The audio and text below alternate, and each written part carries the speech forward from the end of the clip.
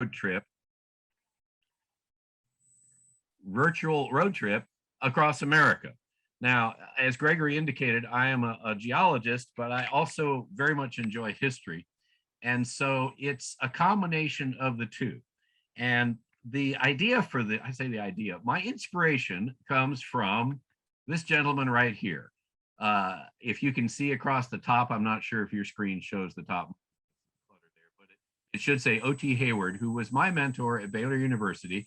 This is a picture of him back in 1973. I have mentioned to people, and maybe this will be relevant to some younger folks there.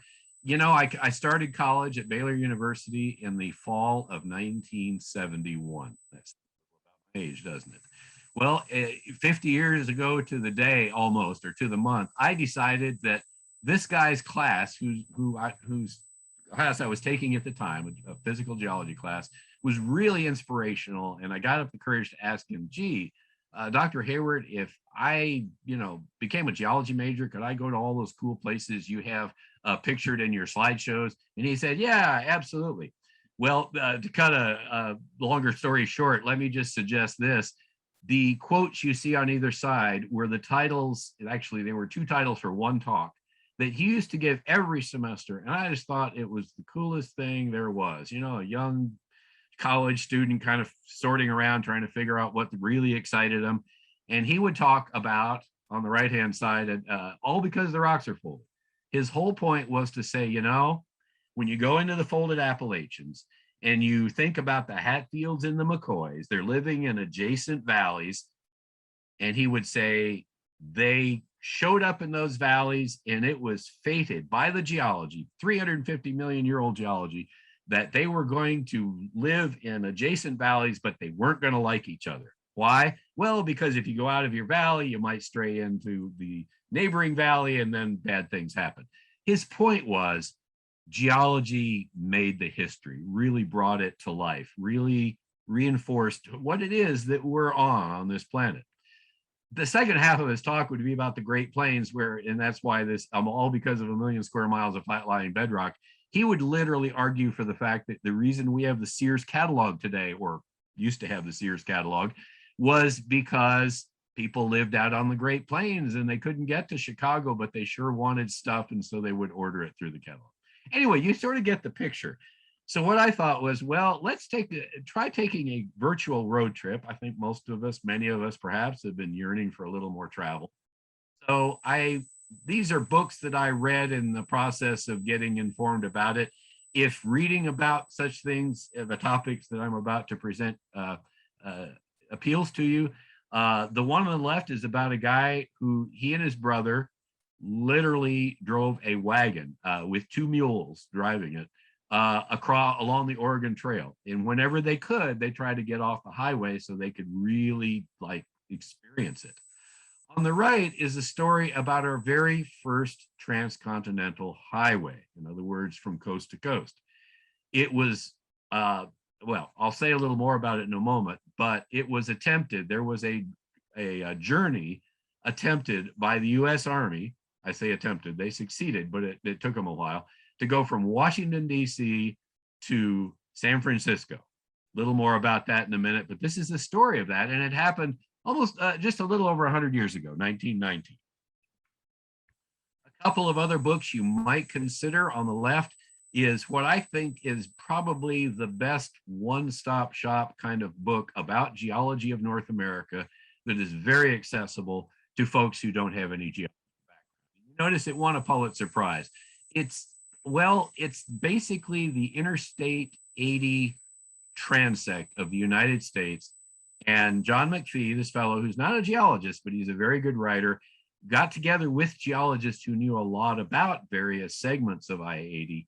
And so you get a personal story of geologists, their insights, and it's, like I say, a pretty darn good introduction to geology of North America. Everyone's heard of Mark Twain on the right. This book, Roughing It, was required reading on my what was called a summer field course. In other words, Baylor University had this traveling field course We had 2 vans, 8 students, professor and his son. Dr. Hayward, O.T. Hayward was the professor, and we drove 9,000 miles in 6 weeks, looking at all kinds of geology. Well, he said he required reading among, there were a couple of other books, but he said, oh, by the way, pick up a copy of Roughing It. We actually had occasions where Mark Twain's remarks upon the landscape were rather relevant to our experience, and I'll show you a little more about that in the talk. Just before I started this talk, or gave this talk a couple of weeks ago, I encountered this book. Turns out this fellow is a geologist, and he's written a very fine guide to geology and history of the Oregon Trail, the California Oregon Trail itself. So again, if you're really into the books, there's some reading material for you. All right, we're on the road. Now, again, I started, I decided to be a geologist almost 50 years ago to the month, October perhaps of 1971. And what partly inspired me was the idea of getting to see new territory. So I was a college student when I read Jack Kerouac. Some of you have heard of that guy. It's a really interesting read, but what it does is take you back and forth across America. And this was the route that the character followed. And I just point this out because there's sort of a classic route from, and notice where my cursor goes there, from New York to San Francisco. That's the route we're going to follow here. Another way to look at it is that if you go back to the original highway, the first highway where Americans could drive from New York to San Francisco, it was called the Lincoln Highway. And what it follows is roughly what is now Interstate 80. At the time, or I should say a few years about the time it was being created and after, much of the route followed the former US Highway 40. So if you want to get to Google Maps and kind of go, now where is that again? Well, again, look at I-80 or US 40, and that's the classic sort of Lincoln Highway. I say sort of, think about like Route 66, some of those classic drives. Well, you can see by the automobile there and stuff. This is taking a little walk in time. All right, this is an illustration that is at the birth of the growing up place, Abilene, Kansas, of one Dwight Eisenhower. Notice the little label there, Ike. Well, on my cursor is hovering over it. Dwight Eisenhower, Ike Eisenhower, most of you probably remember, was our president back in the 1950s. He was a general before that. But in 1919, he was a young Army officer who got to be part of this grand expedition that the US Army decided they were going to make from Washington to San Francisco to demonstrate that, yes, we can drive across America. So they had about 80 vehicles, Army type vehicles, and they started the drive. Well, perhaps you notice here up in the upper right, they started on July 7th. And guess what? They didn't end up in San Francisco until September 1st. Oh, good grief. Really? 2 months? Yes. That book about the Lincoln Highway, by the way, that'll give you a good feel for why. But if you want a kind of a visual, there you go. Those were what, well, let's say you might say to yourself, well, why do you have to have 4 pictures of cars in mud? Why not just one? Well, because, and if you follow my cursor, this picture was taken in Illinois, this one was taken in Iowa, this one was taken in Missouri, and in the lower right, they're all the way out to Wyoming. So quite clearly, you can see there was a problem. There were reasons why it took so long to get from coast to coast. Dwight Eisenhower remembered this experience, and during the 1950s, when he was president of the United States, he signed what I would say is probably some of the most significant legislation ever that the Congress has passed, mandating or funding an interstate highway system. So yes, Dwight Eisenhower is the guy, based on this experience, who got our interstate highway system started. Now, consider this. If you were in 1850 America, and you wanted to get from the East Coast to the West Coast, you had a couple or 3 options. Option number 1, go around the Horn. In other words, Cape Horn, the southernmost tip of South America. Very dangerous, because going around Cape Horn is to this day a dangerous thing. It's incredibly turbulent down there. The point is, it would take you over 6 months. Try a shortcut. Let's say you don't want to go all the way to Cape Horn, but you go halfway down the Americas, and there's that skinny part in Central America. Panama Canal is there today, but there was no Panama Canal then. And you would have crossed this thing called the Isthmus of Panama, the narrow spot. In other words, you take a boat down to Panama, get off the boat, cross the isthmus, get on another boat, go to California, over 50 days. Well, try this. How about going overland with a wagon? Well, it'll take you not from New York, let's say from the Mississippi River to the Pacific, it'll take you 4 to 6 months by wagon train or some such. Well, the Transcontinental Railroad was completed in 1869. By 1876, there was, I'll put air quotes around this, express train service from New York to San Francisco, and it only took you 83 hours. How about that? 1919, you could be part of that Army expedition westward to demonstrate how the Lincoln Highway, well, how the highway was working or not working at the time. It would take you, again, 2 months. Today, you can ride a bicycle that distance, and it'll take you probably a little less than 2 months. Notice that? Or you can climb in a car in New York City and point your car west on Interstate 80. And if you don't do more than just breaks for coffee, food, restroom, whatever, you can get to San Francisco in 43 hours. Now, you look at that 43 hours and you go, wow, okay, that's that. All right, highways. Well, here's what I suggest. Now, you're looking at a map that's showing the old Lincoln Highway. See that? And then the bottom one is Interstate 80. I'm hovering the cursor over one of the. What I'm asking you to do now is to sort of use your imagination and imagine this. That you, when you just imagine a drive you've made and you pulled over to the side of the highway. Get out of your car, right?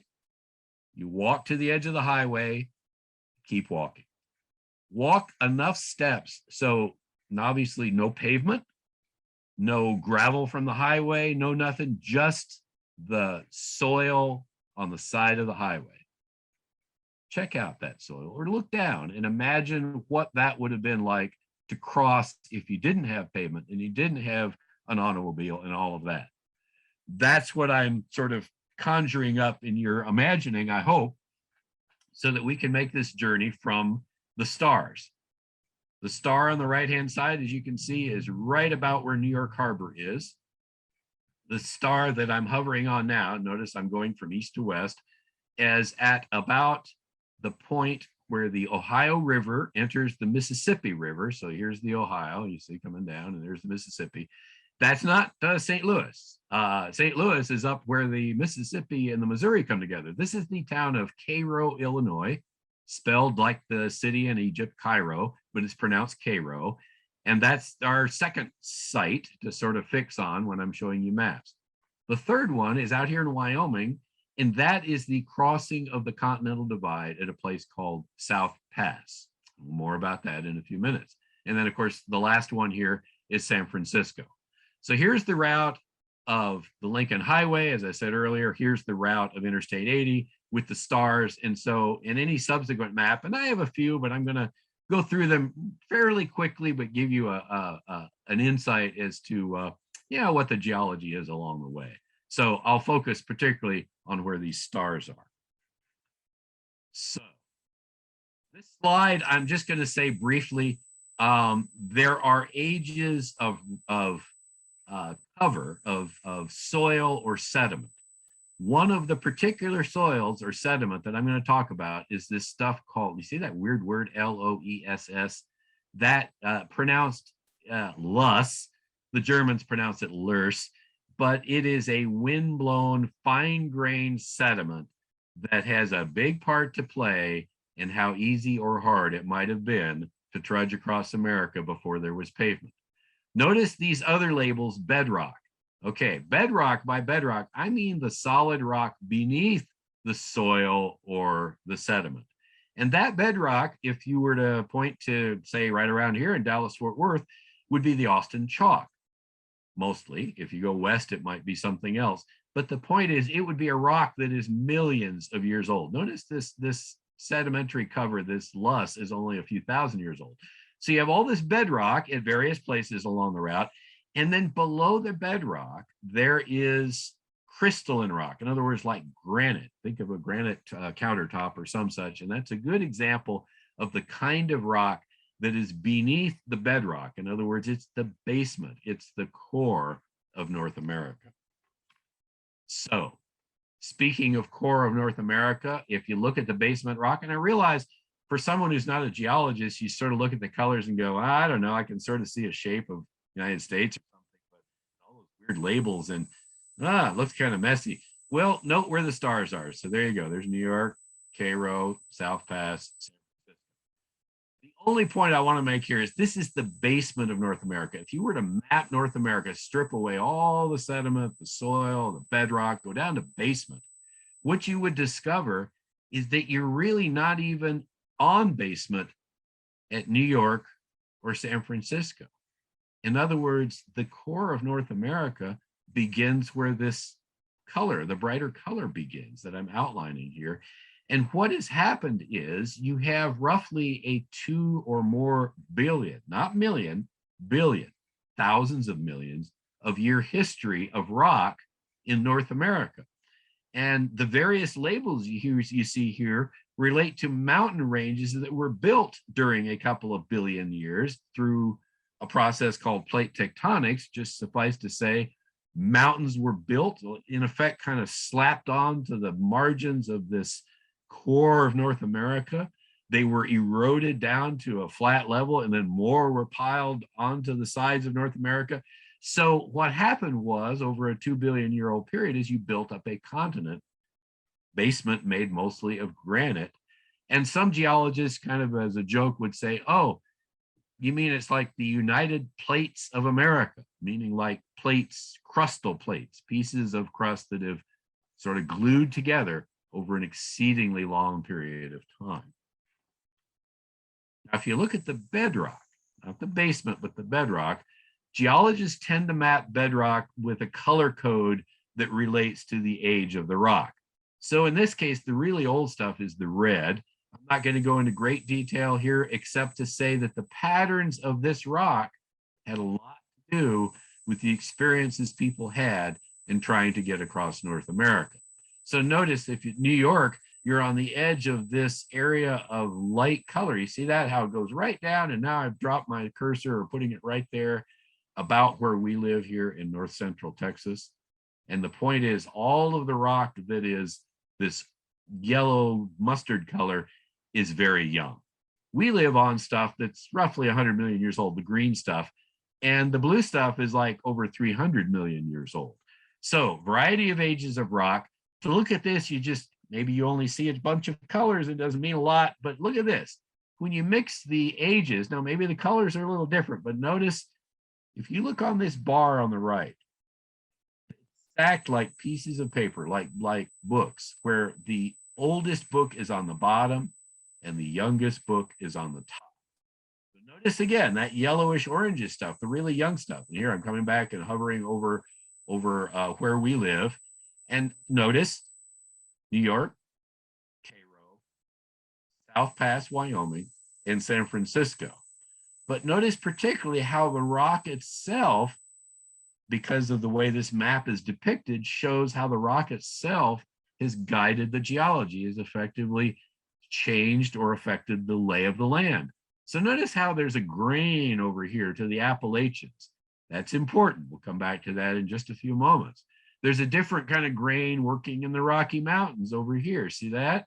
And then there's even a different grain when you get way out here near the Pacific. So when I say grain, I simply mean sometimes the term physiography is used. I think you can see that label there. And that simply means sort of the physical lay of the land, the landscape itself, as it's controlled or has been influenced very significantly by the rock. In other words, how erodible is the rock? Is the rock standing on end or is it flat lying? That kind of thing. Okay, I'll bet you're getting a little tired of maps, so I'm not gonna put too many more on you, but I do want to point this out. one of the very important things that has happened in the last 2-3 million years to North America is if we have had several pulses of glacial event, glaciation. The glaciers coming out of this blue area came south, retreated, came south again, retreated. This particular depiction shows you where the ice was, this giant continent-sized glacier centered over about Hudson Bay, just above where the label Canada is. This is the edge of it right here. You see that blue line I'm tracing? So notice what happens when I trace the blue line and I stop at New York. The edge of the glaciation was at New York City, at New York Harbor. Down here in Cairo, you're beyond the edge, but you're in this stuff that I referred to earlier as loess. See that label, Mississippi River Valley loess, Great Plains loess, and some more losses out here. That is very fine grained material that was ground up by the glacier, was released by the meltwaters of the glacier, and was distributed in this broad pattern you see that includes, again, Cairo and pretty much most of the route between Cairo, and I'm going to trace it upstream because there's the Missouri, there's the Platte River, almost all the way to the Rocky Mountains. And this source of mud is what people had to go over. Now, it's a really good news if you're a farmer because it makes some of the best soil ever. But as I've said, it's rather problematic if you're dealing with geology as part of your trying to get from somewhere east to somewhere west in America. All right, one more. I promise we're almost done with these maps, but this is an important one in this respect. You can organize, one can organize land, in this case, the entire continent of North America, according to drainage basins. In other words, notice Texas. We're sitting in this broad sort of middle area here where drainage is entirely into the Gulf. But if you go up, all the way to the Rockies, see where I put my little cursor there, the red line, it's called the Great Divide, this red line, that's also referred to as the Continental Divide. Imagine this, you stand on a drainage divide and you spit, in this case, let's try South Pass right there. You spit to the east at South Pass, which by the way goes right over the Continental Divide. Your spit, well, I'm speaking figuratively, it'll probably evaporate or whatever, but imagine that your spit will eventually end up by way of all this maze of rivers, Missouri to the Mississippi, so on, in the Gulf of Mexico. If you spit to the west, well, you would spit into a river system that would eventually lead you to the Gulf of California and the Great Pacific Ocean. So these drainage divides are a way that geologists and other folks can organize our understanding of landscape. And if you're a traveler, it means that understanding includes, how do I get from sea level, let's say New York Harbor, to Cairo? Well, you can't get there directly by river. You have to go over this divide. So notice it says Eastern Divide. So that is one of the things to bear in mind as we start our journey west. So here we go. We'll start in New York Harbor, shall we? There was a project several years ago. Folks decided, hey, what was New York like before we built it all up like this? By the way, this is Manhattan right here. And the project was called Mannahatta. Mannahatta is the Native American name, Lenape, Delaware tribe name for the island, which simply means little hills or little hilly island. Well, there you have it. What happens when you strip away all the buildings and you just have an island with trees and all that? Well, it was a wondrous place. And the people in the Mannahatta Project wanted to say, you know, if you had shown up in 1609 with Henry Hudson, you would have entered New York Harbor. And you would have, this is not New York Harbor, but right there is the Hudson. Right there is the East River, and New York Harbor would be off the lower left of your screen. And what these Dutch sailors in 1609, the first sighting from somebody across the Atlantic, what they would have seen would have been what looked like three giant rivers, the Hudson, the East River, and Long Island Sound, the water between Long Island and the mainland of New York. And it would have looked like, which one do we take? Little confusing. So they followed the big river, the Hudson. And they discovered, so to speak, Native Americans already been living here for thousands of years, discovered Manhattan, and boy, were they impressed. Their descriptions of it, it was like a paradise. They described the plums and the fruits and the nuts and the sense that this Manhattan Project conveyed was that if for some strange reason this most incredible of harbors in North America had not been developed, and by the way, it's the great harbor of North America, so there was no question. The Dutch sailors knew immediately this is a great harbor. It would have been, if it hadn't been developed, perhaps our greatest national park. Why? Because the diversity of organisms, of species, of plants and animals, think about it. You've got this estuary, this mixing of river water and seawater. That's one of the richest environments on the planet. So you've got an estuary, you've got a beautiful island with springs and little hills and, well, lots of fruit trees and nut trees, and it would have been incredible. Well, it is incredible now, but in a different way. Okay, so you're back in 1609 and you're kind of with Henry Hudson and you're going, whoa, look at this wide river. We're just going to go ahead and follow that one upstream. It's going north. That's okay. It'll turn west toward China here eventually. Well, no, it didn't. They went just about to Albany, New York. Let's say, I don't know, 100 and something miles upstream. And they said, you know, we're still going north. We're not making it to China. That's what they were looking for. And so they came back down, but that didn't disappoint them too much. If you look at the Hudson today, well, you see something like this. This is a little upstream of New York Harbor, but what you're looking at, notice the label, Hudson Fjord. You are looking at what geologists define as a fjord. Now, maybe you've heard that term, an odd one. What words do you know that start with the letters F and J, right? Well, it's a Scandinavian term, and it simply means a glaciated river valley that enters the ocean.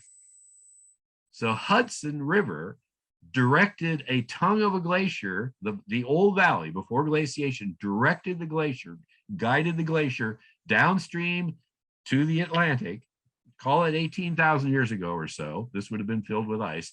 But when it receded, it left this beautiful steep-sided valley. If you were to go underwater here, you would determine that it goes deep and it comes back up. It's a very broad U-shaped valley that is very distinctive of fjords. So not only does New York Harbor present the great harbor of our continent, but the Hudson River Valley defines one of the most beautiful fjords that, well, you can go to Scandinavia and see some gorgeous fjords, or again, you can go to New York. And I think people at the time recognized this as quite a wondrous valley, and it is certainly attractive to artists and all sorts of folks ever since. But we're headed west, right?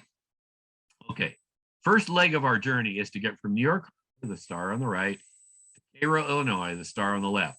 But notice all this country we have to, this is a form of a shaded relief map, topographic map, that displays, remember that word physiography? Displays the physiography, displays how the topography, the lay of the land has been influenced by the rock. And so all of this kind of, I don't know what to call it, almost looks like somebody did, put their fingernails on the map and kind of scratch. See that? That's the grain of the Appalachian Mountains. And that's what folks had to cross to get from this nice countryside over here, which we could say is pretty much the first colonies, 13 colonies of America.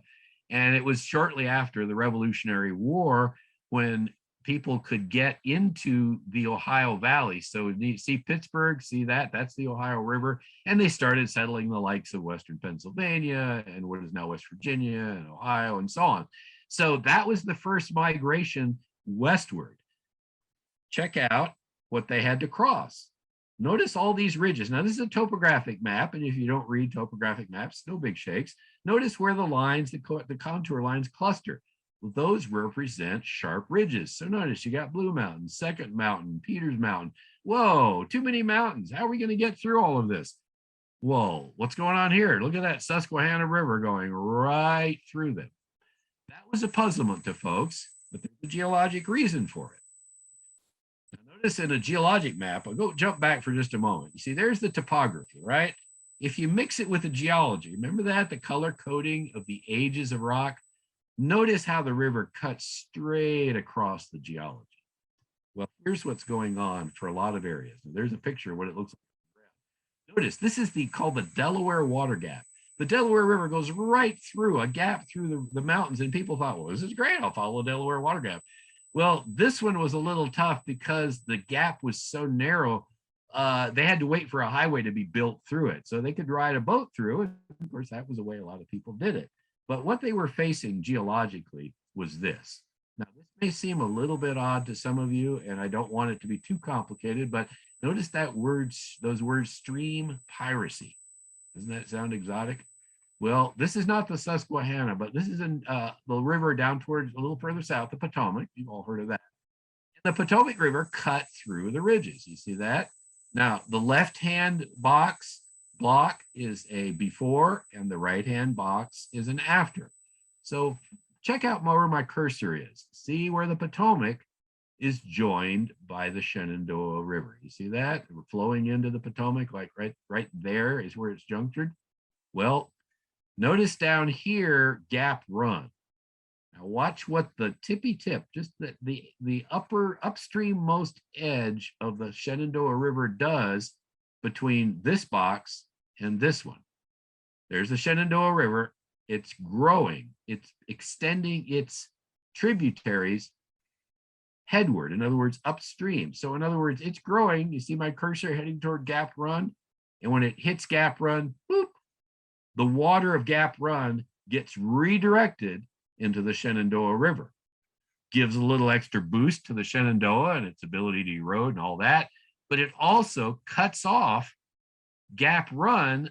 Piracy is the process. So it's pirating this stream and leaving behind a gap. Now, sometimes it's a water gap like the Potomac.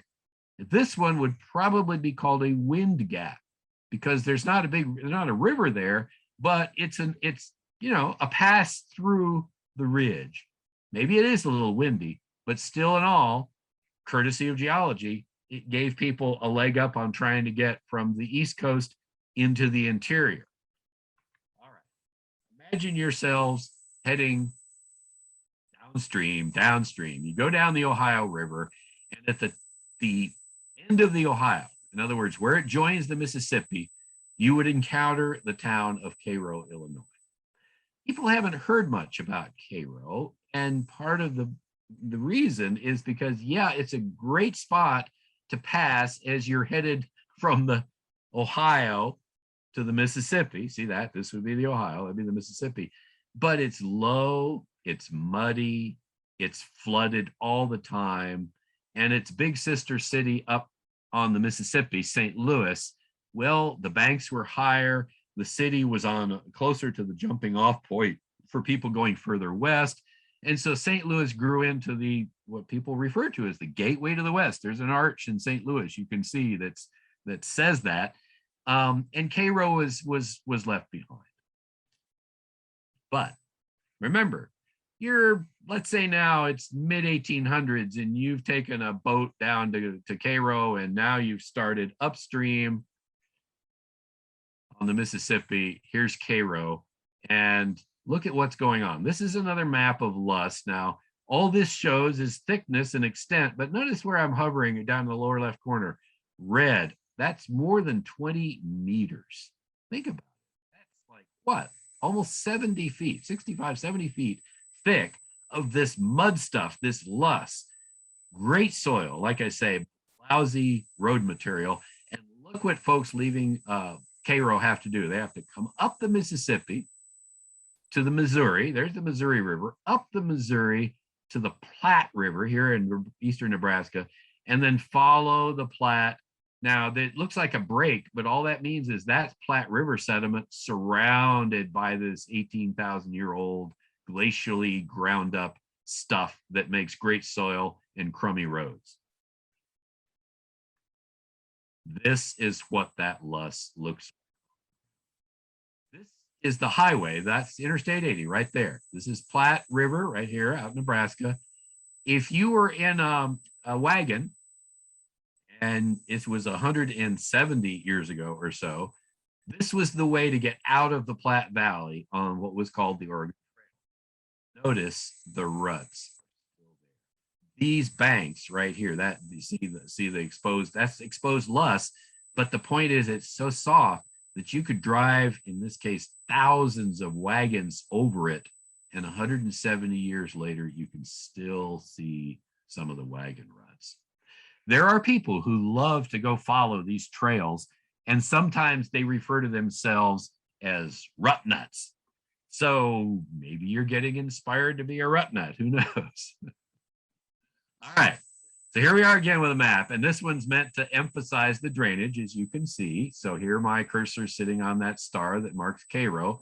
And notice how you would come upstream on the Mississippi,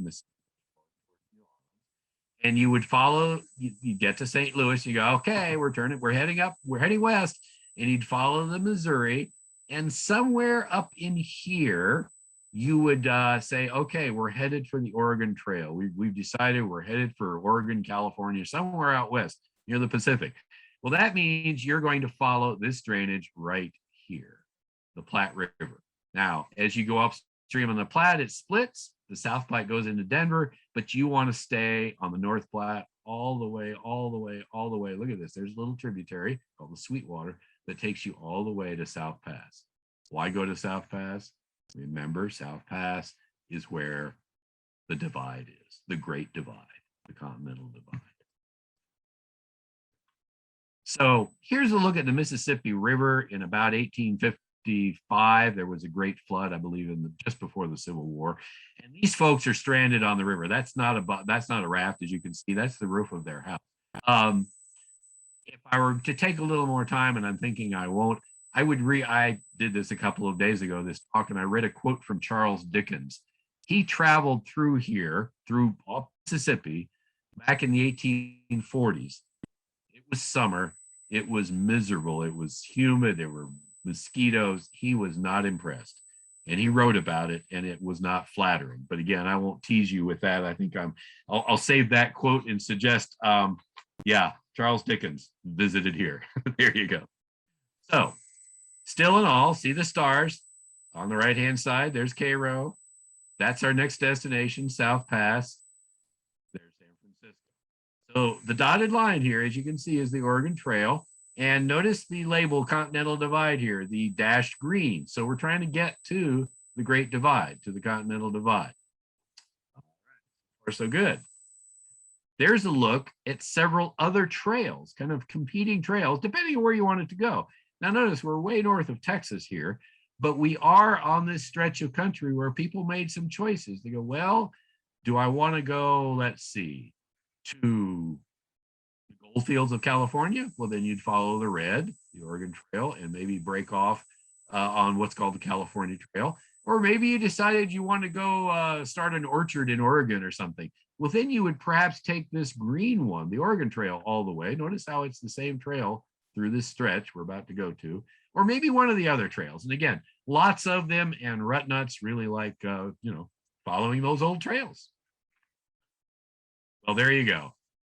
We're on the ground again, and we're headed upstream, and this is the Platte River. Some people, when they first saw it, were just like, oh my gosh, what is that? I mean, they knew it was a river, but they said, geez, they had terms like this. Well, it's a mile wide, but an inch deep. That wasn't a compliment necessarily. Or they'd say, oh, well, it's too thick to drink, but it's too thin to plow. Well, I will indulge myself by reading you this passage. This is out of Roughing It from Mark Twain. Here he is commenting on the Platte. We came to the shallow, yellow, muddy Platte with its low banks and its scattering flat sandbars and pygmy islands, a melancholy stream straggling through the center of the enormous flat plain, and only saved from being impossible to find with the naked eye by its sentinel rank of scattering trees standing on either bank. See that? The Platte was, quote unquote, up, they said, which made me wish I could see it when it was down, if it could look any sicker or sorrier.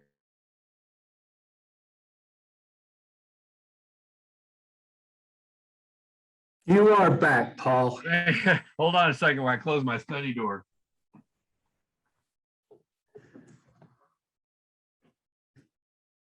My apologies, but everything froze up. I had no capacity to move a mouse or do anything. I literally had to bail out. And unfortunately, I know this is short story long. So my Windows decided that was the time to do their update. So again, Perfect. yeah, lovely. Right. Yeah. Wait. Okay. So if I can recover where I was, it looks like I'll need to open up my PowerPoint again. Hold on.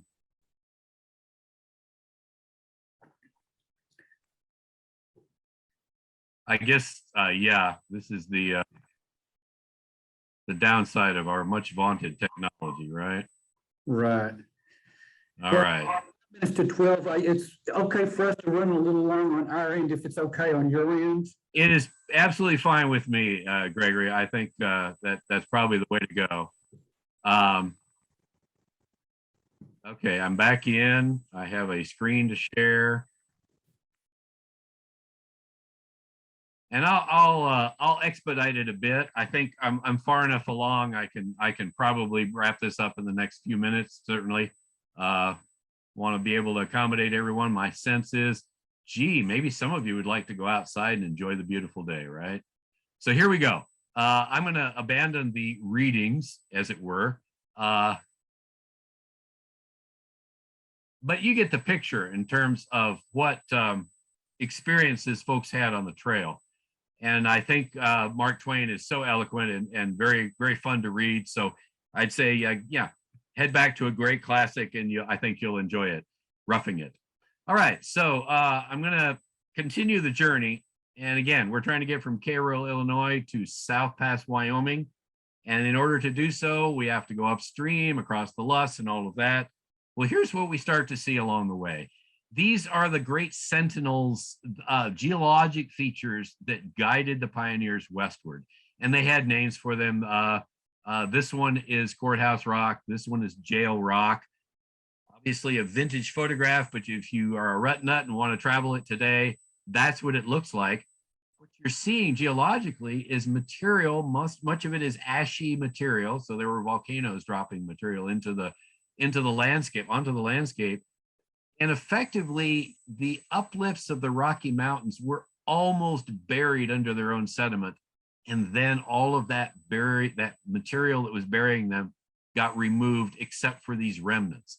So what am I saying? Well, I'm saying that if you follow my cursor to the top of that Courthouse Rock and project that all the way to the Rocky Mountains, this is the remnant of that surface. These little things that are sometimes, for geologists tend to refer to them as outliers. We have other meanings for that term, and you can kind of get the picture.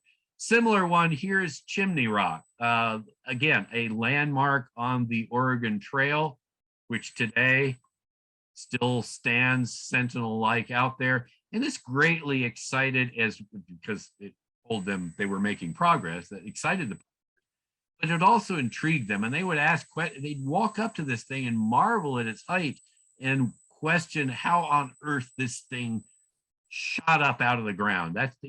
For many of them, that's the only thing I think of, is this thing came from below. Well, no, actually, it came from above. That might be the old surface, remnant of the old surface, and everything around it has been eroded down to this surface, and all you have left, pardon me for flipping back and forth, but the point I'm trying to make is a whole lot of air. All right, I continue upstream. The next one one of the next landmarks you'd encounter is called Independence Rock. Now, we're not quite to South Pass yet, but that's the rock named Independence Rock because that was their goal. The wagon masters and the pioneers' goal is to get to this rock by the 4th of July. They had started in May, just as soon as that Luss ground dried out enough that they thought they could get through, but they had to get across to California before September. Why? Well, for reasons I'll show you in just a handful of minutes. There's Independence Rock today, and as you can see, kind of a drive around it. If you look at it carefully, you kind of go, well, that looks like layers. That looks like something different. Well, it is. It's granite poking up. If you want a kissing cousin of this feature, consider Enchanted Rock. So it's a big old granite knob that's been eroded down, but it gives people a sense, by golly, we're here. It's the 4th of July. We're going to make it. South Pass. This is the crossing of the divide. Looks like a divide ought to look, right? Lots of big mountains and all that. And notice there's the stagecoach. This was an illustration, or is an illustration, out of Roughing It. So you can picture where you see where my cursor is. That might be Rock Twain right there, right? Okay, he's just riding along, right? He describes this. I won't read it to you for the interest of time, but he describes this, and it sounds like, really? Oh, we got there on my summer field course, and we encountered this. That is South Pass. So despite people's notions of what a mountain pass ought to look like, what a continental divide ought to look like, this is what South Pass looks like. And for very good reason, people went over South Pass, because it didn't look like a continental divide, and it did have a gentle grade all the way up and over. And people said, wait, where are the mountains? Well, they were skirting around the mountains. Here's where they are, where we are at this moment. Vicariously speaking, it's the edge of really old basement rock that's exposed as this mountain range right here, the Wind River Range. And notice where the star is. So the pioneers came up and over and around, and they came around the flank of the Wind River Range, because that was South Pass. What would it have looked like if they'd tried to go through the Wind River Range, like, well, they did back east, or they thought they, crossing the Delaware water gap? Why shouldn't there be a water gap here? Well, no, in fact, if you go to the Wind Rivers, it looks like this. Yes, there's a guy out hiking, and looks lovely, doesn't it? But it's a massive barrier that you would not try. All right, we have covered the easy part. And again, I'm going to accelerate this because of issues, but trying to get from the star that is South Pass to the star that is San Francisco, and you have to cross. This is called the Great Basin, or to a geologist, it might be called the Basin and Range Province, or to an 1850s version of a pioneer, this would be called the Great American. And one of the peculiarities about this whole landscape here is that none of the rivers inside this white area flow to an ocean. In other words, they flow further into this white outlined area. That's the term Great Basin. Well, the landscape itself, and I'm fooling around with the cursor here, see how all these mountains, lots and lots of little mountain ranges, and they're all kind of going north-south. Well, a geologist many years ago suggested, looking at a map like this, that it looked like an army of caterpillars crawling out of Mexico. So picture an army of caterpillars just sort of, going up this way. These are topographic or physiographic caterpillars, and you're having to cross all of that. It turns out the easy part was getting to South Pass. The hard part was getting from South Pass to San Francisco. That's what it looks like crossing the Great American Desert, called an alkali desert. There's another look at it. This stuff that's rising is not smoke or steam. That is the dust. That is the geology. That's a consequence of a drainage that doesn't go anywhere except into this thing. In other words, this basin right here has no outlet.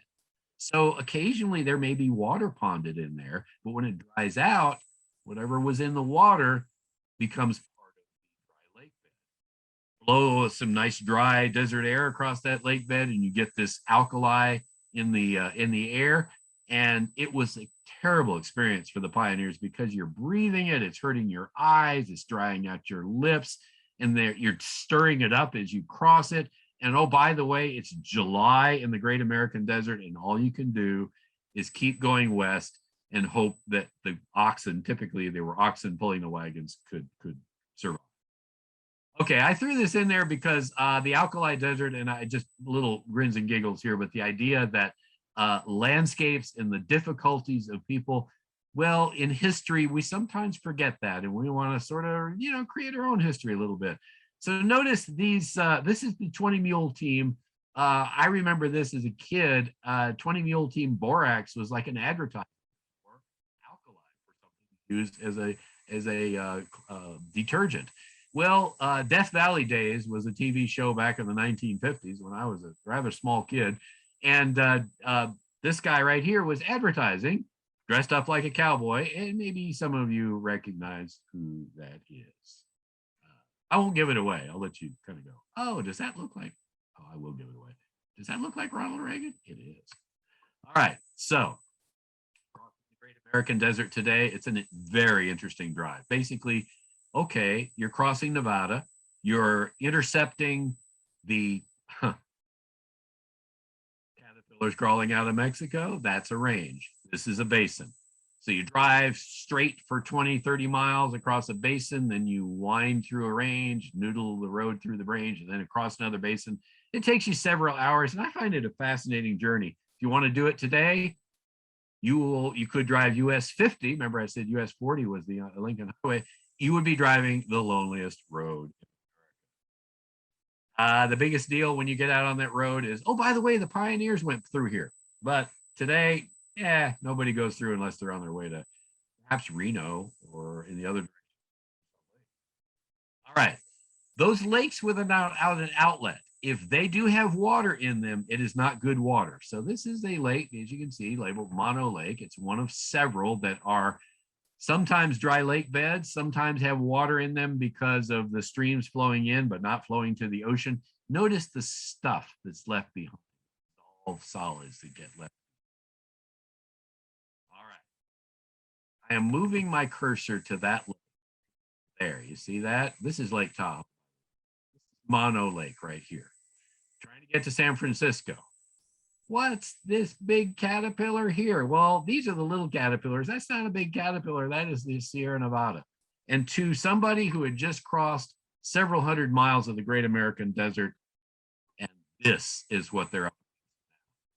Like I said, the harder part was the part where you went, I've just survived the desert. Notice how deserty it is. This is the Owens Valley of California. And you're looking up several thousand feet in courtesy of faults, dropping the valley, raising the mountains, and look at that snow cover, and you're saying to yourself, it's September, maybe it's October, and you're part of the Donner Party. Remember that one? Some of you maybe do. There bad things happened to the Donner Party, and it was because they were late getting across the Sierra Nevada. All right, just for a moment. This was the introductory image that I presented to you. Looks rather enticing. Notice, though, there are some bones down here, so the artist did give a little bit of a nod to the bad things that could happen, but it looks rather pleasant, doesn't it? Sort of like, oh, we're all headed west and it's great. And oh, here are even some Native Americans camped out along the road. Here's the experience. The trail itself was often a couple or 3 miles wide. Why? Because you're trying to avoid mud holes. And so that you didn't know which path to follow. You just sort of wandered around.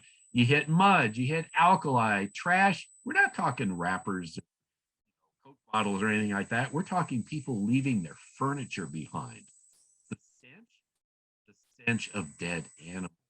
The horses and cattle and oxen that couldn't make it, well, they just died by the wayside. That contributed to the bad water. It was not Indians who were a problem going west. It was conditions produced by the geology.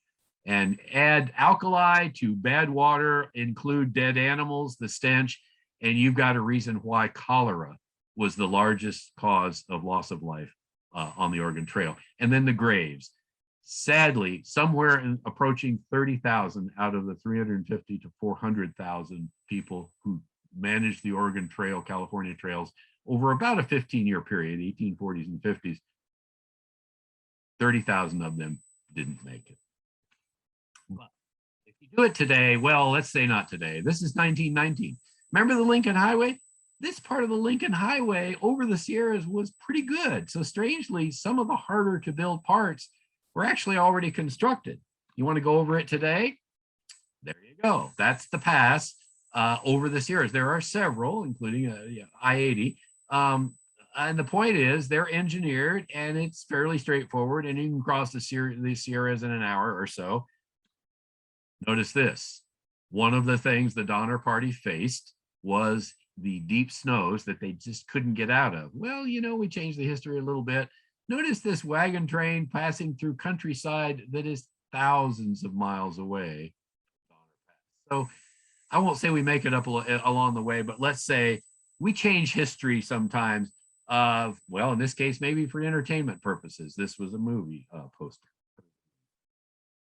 Finally, we're just going to conclude by getting to the town of Yerba Buena.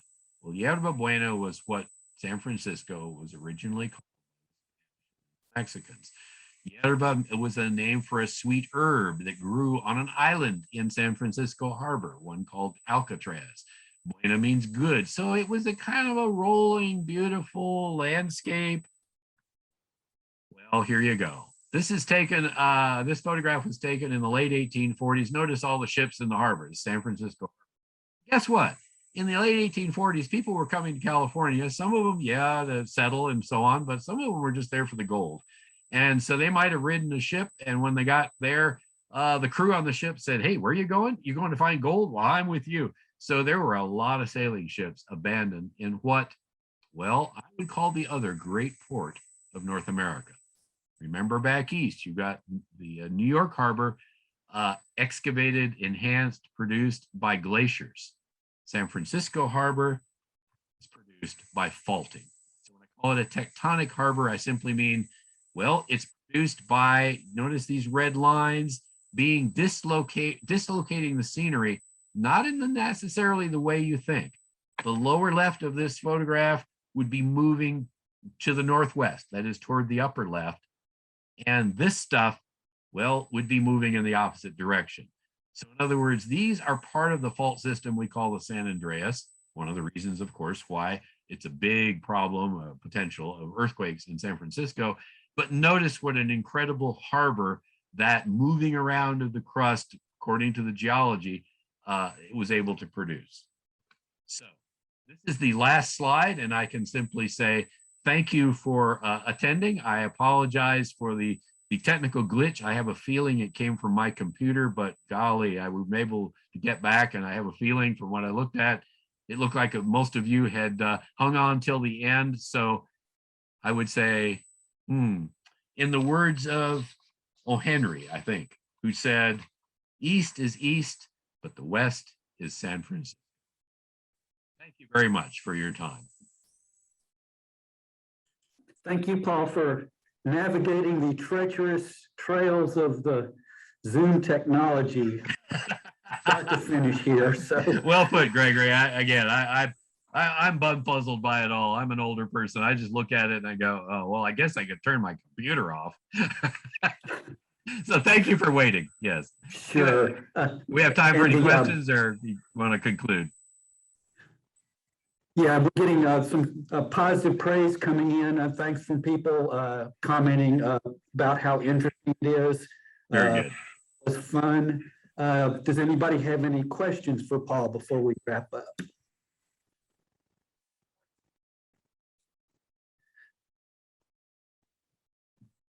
Okay. What causes the Platte River Valley to be like what it is? Oh, very good question. Well, if you consider that it's flowing out of the Rocky Mountains onto that surface, remember it had a lot of loess. Well, there's lots of gravel and other material that's literally being eroded from the Rockies, and the Platte is flowing over that material. What it means for the river is it has too much sediment to carry. It will carry a lot during a flood, but then the flood subsides and it has so much sediment in its channel, in the waters, it just drops it wherever as the water slows down after the flood. And so you get these bars that literally start to create new channels because they start blocking the river. Our rivers down here don't behave that way because we have more rainfall. So count it as a combination of the climate and the amount of sediment that the Platte is trying to carry and does carry during flood.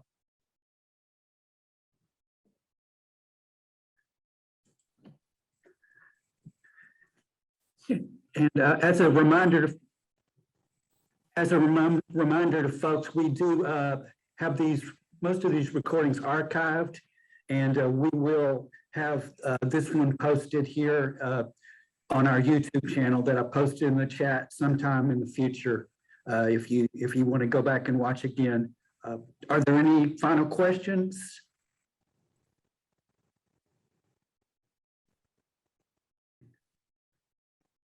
Okay, it looks like that does it. So again, thank you so much, Paul, and thank you for everybody that tuned in and stuck with us. And hope to see many of you at our next Master Naturalist Present talk in November. So just watch for that to be advertised in the library calendar and ultimately on the Master Naturalist through their channels.